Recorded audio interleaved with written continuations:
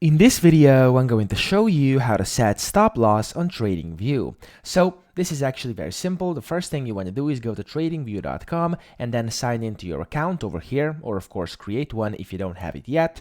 Then hover over products and go to super charts, which is basically their terminal where you can read the charts. There we go. You then want to just select something you would like to trade, so a coin, a stock, or whatever you want to do.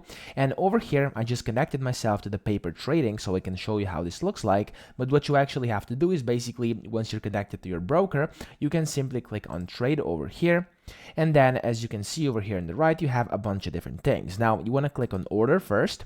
And under order, you can see under price, shares, etc., you can see stop loss. Now you simply want to enable this.